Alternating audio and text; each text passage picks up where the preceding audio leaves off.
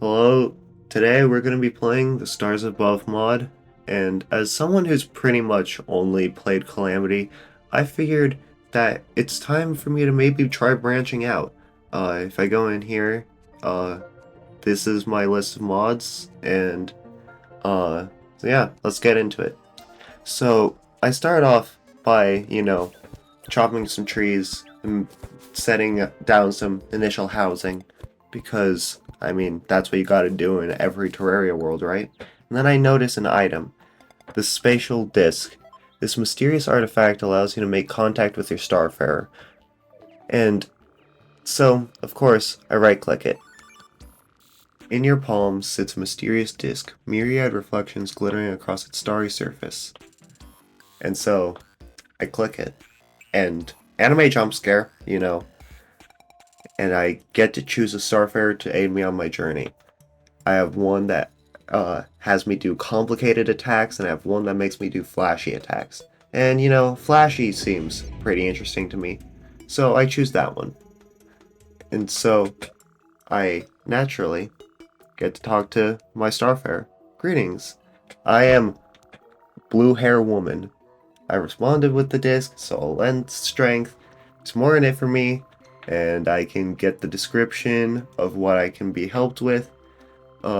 Okay, so where to start? The spatial disc you use to form the contract can be used to access the stellar array, which provides abilities after beating strong enemies. The spatial disc can do a lot of other things, but for now the stellar array is most important, and they can turn energy from other worlds into direct power in the form of essences. Combining these with other materials should be able to craft powerful weapons, and that should be everything. So after that, I go and finish my building of houses. I will make it look better, I swear. And so I want to just go down and go caving to get all the stuff for magic storage. And here you can see every so often I'll get little quips from my starfarer. This happens every so often. It's not as annoying as you would think, but it still can get in the way sometimes. And I swear to God, this world, I don't know if it has to do with the mod, but I swear there were so many traps in this mod. I cut most of them out, but I swear I died a lot. So I ended up getting some Hermes boots, and I eventually decided to look into the stellar array, which seems to unlock things after I beat certain bosses, or unlock certain achievements, like reaching a certain health threshold. And so here you can see me getting a mace, which is a weapon that I've never really used before, but I would go on to use for a long while, because, I mean, I just wasn't really finding anything better at the moment.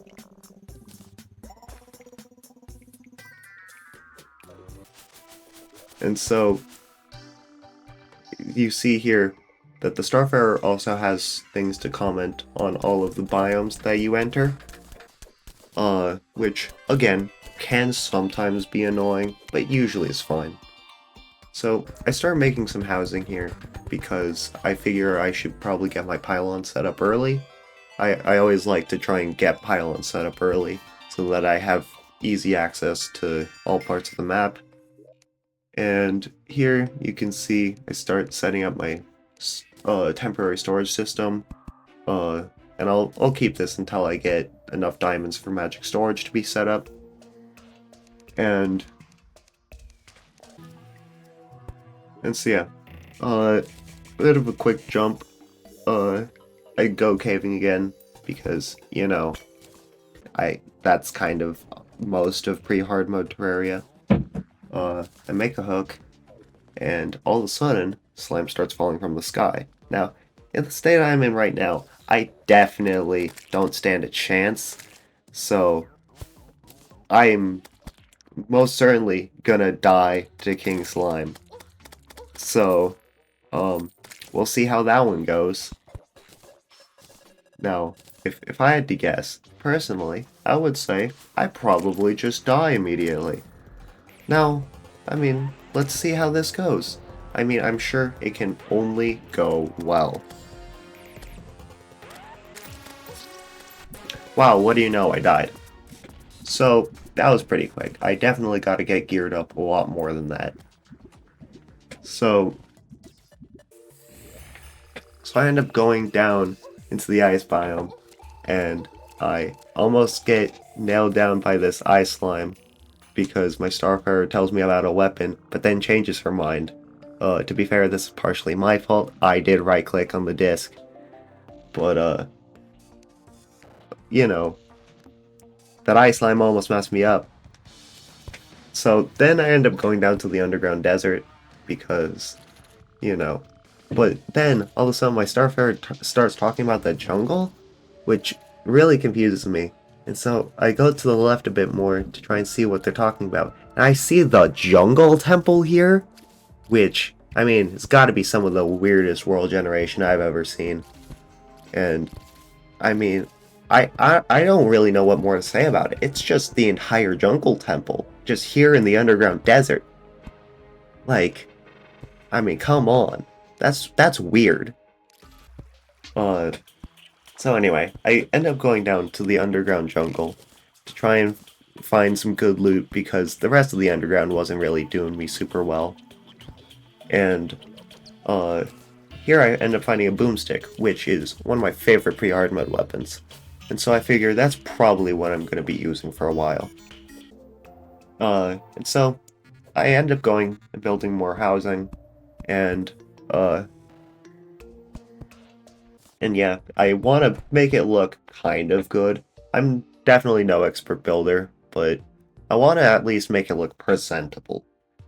So I also end up going to the desert to make some, desert housing, because, pylons and all that.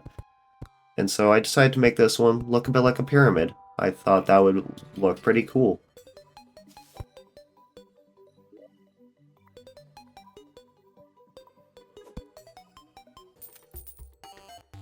Anyway, so here I finally find a diamond tree, which lets me get the last diamonds needed to make my magic storage. So I end up going back to base and making my magic storage. However, a goblin army decides to approach, and if I remember correctly, I think I just fast forward through this entire section because it takes like 80 years. Wait, no, I just jump cut. Okay, that's cool. So then I finally go through and I make my magic storage because God, that goblin army took like a solid 15 minutes. It took way too long. I'll be real. So here I start setting up my magic storage, and then I realize I have a gravitation potion, so I decide to go and explore the floating islands, but as you can see, it takes me a long time to find one. And as much as I hope for a lucky horseshoe, that just does not happen. And so after exploring a bunch of floating islands, I end up finding like a Star Fury, but that's not what I needed. But this night, I end up making an arena, and I decide, screw it, I'll fight the Eye of Cthulu, and I'll just let this fight speak for itself.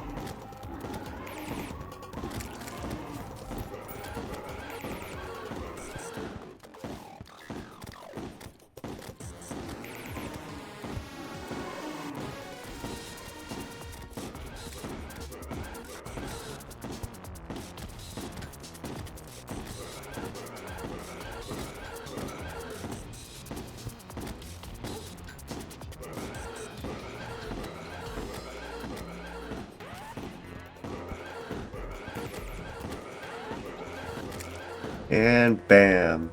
The Eye of Cthulu has been defeated. The Stellar Array gains a new ability, and the Starfarer wants to talk to me. So, naturally, I go over and start talking to my Starfarer. Eye of Cthulhu? Doesn't that imply there would be more of this Cthulhu? If it ever reared its head, it would be quite the formidable foe. Let's prepare for that occasion, just in case. Hang on, I have something you might be interested in. I can't recall how I came across it, but it feels like I should know what it is, but I just can't. It's like it's stopping me from doing so. At least that tells me one thing. It's important. I'd prefer you keep it examine it as soon as you're able. No pressure, though. Well, a little pressure. And so, I notice that this summons our next boss. And I take a look at the Stellar Array and gain my next ability, Star Shield, which, I mean, surely it's gotta be useful. So, I equip that, and I decide that I should probably try and fight. Well, no, I need to open my Eye of Cthulhu treasure bag. Because the Shield of Cthulhu is just objectively one of the best accessories to have ever been invented, ever. And I decide that before I fight my next boss, I should probably go and find the Goblin Tinkerer, and so I go down and do that. And I buy a Tinkerer's Workshop and rocket boots, and then I summon the Vagrant of Space and Time. And once again, I'll just let this fight speak for itself.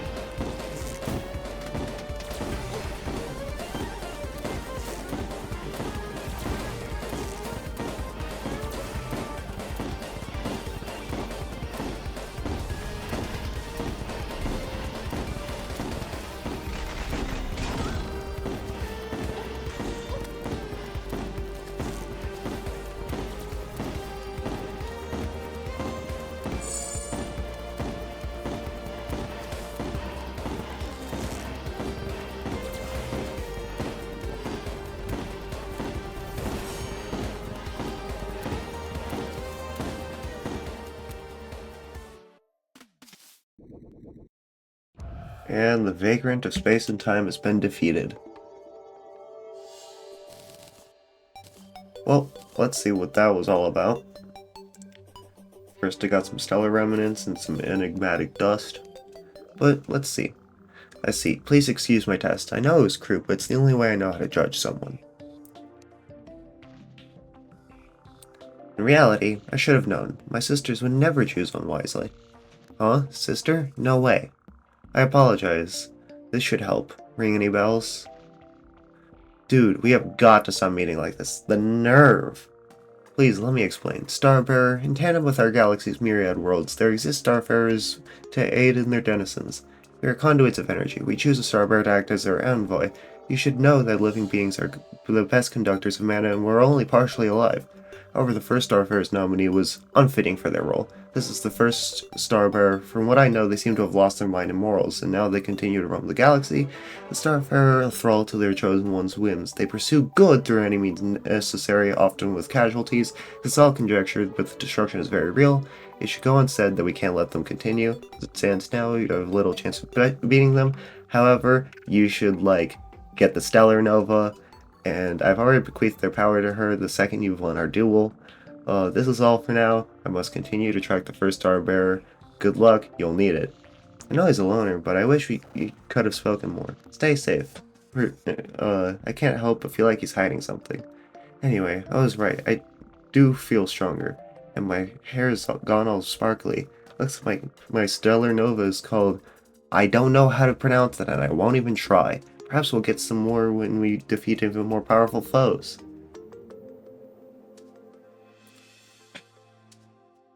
So, after binding the Stellar Nova key, I should be able to equip the Stellar Nova through the spatial disc like usual. And I should have some prismatic cores already with their power, and I can theoretically upgrade the Stellar Novas, and I can get the Stellar Nova energy to cast Novas, and a lot has happened. It's a huge step for us, and I should use the Novas, and that's a lot. A lot has happened. But it looks like I'll be able to cast that big sword attack that they used in that fight. So that's interesting. It also looks like I have a new bar at the top of my screen.